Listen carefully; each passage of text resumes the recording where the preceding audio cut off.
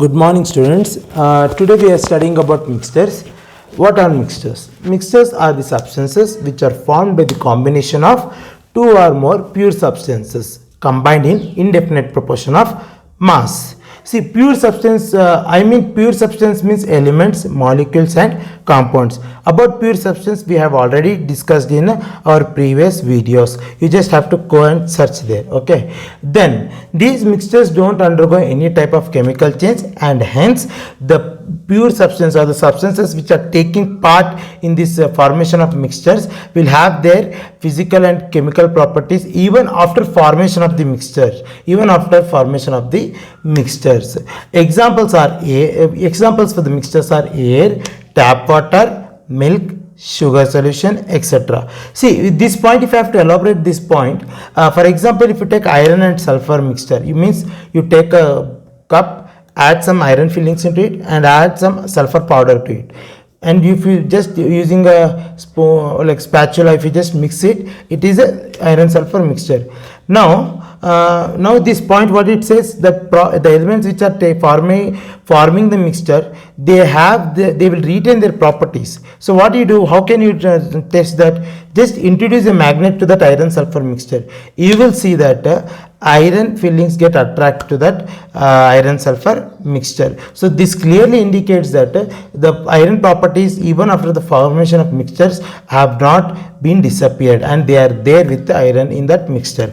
So the simple reason for that is, again, they don't undergo any type of chemical changes. So let us discuss some other characteristics of mixtures. Always remember, whenever you are discussing the characteristics of anything, definition will be its first characteristic.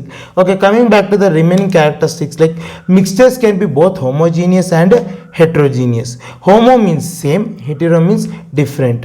What are homogeneous mixtures, what are heterogeneous mixtures, you will be seeing on my right, which we will discuss in short while. Okay, next, the component of mixtures will vary in proportion. Means what? If you add 1 gram of sulfur and you take 10 gram of iron, it is also called iron sulfur mixture. If you take 10 gram of sulfur and mix it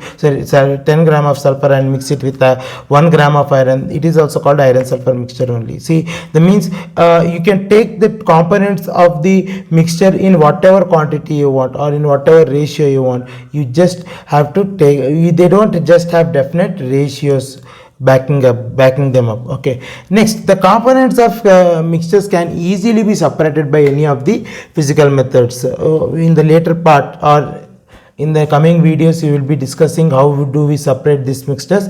But yeah, the mixture, whenever there is a mixture formation, because there is no chemical change happening, and there is no they are not combining in a fixed ratio, so they are very loosely attracted to each other, so they can be easily separated by simple physical method. For example, if you are trying to separate rice and water, the method is sedimentation and decantation. You will study about that. Okay, what will happen? Rice will settle at the bottom because it is a heavier particle, and on the surface of that rice you will have water. With the decantation, means the pouring out of supernatant liquid or the liquid which is on the surface of a sediment, you can easily separate rice and water. So that different type of methods are there. We will discuss in the next video. Coming back to this next point, mixtures don't have any fixed chemical formula. Unlike in compounds or in molecules, they have fixed formula. Like water, its formula is fixed, H2O. Wherever you go, whatever place you go, if you go to different planet also, water is H2O only. So in mixtures there is nothing like that. They don't have fixed chemical formula. We can say what are the components which are present in that mixture, but we cannot give the formula for that. Okay, and generally there is no or very less energy exchange during the formation of mixture. I will say no, there is no energy exchange because there is no chemical change here. There is only physical change, so therefore there is no energy exchange during the formation of mixtures. Coming back to the thing, there are two types of mixtures. They are homogeneous mixture and heterogeneous mixture. Then what about homogeneous mixture?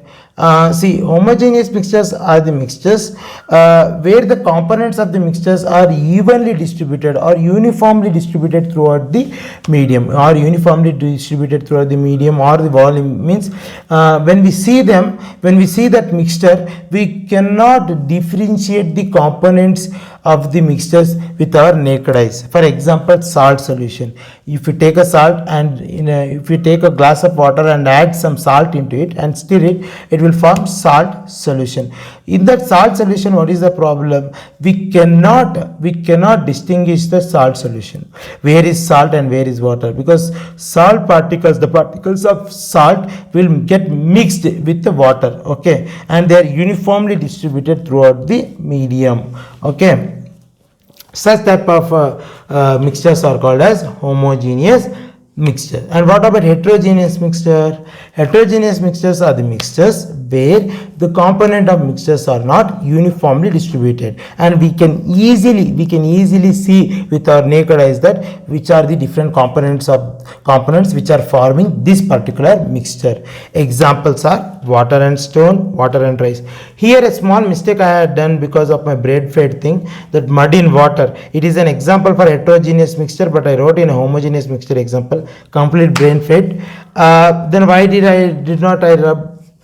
It is a big thing, okay. When I'm writing on a glass, it takes a what is it, a lot of time to rub. So this is the thing. I think today's class revision is done. If any doubts are there, you can just contact me, and see, if you like this video, just share, subscribe, and don't forget to click on bell notification. Okay, thank you guys. It's your Srinath sir teaching you chemistry today. Bye.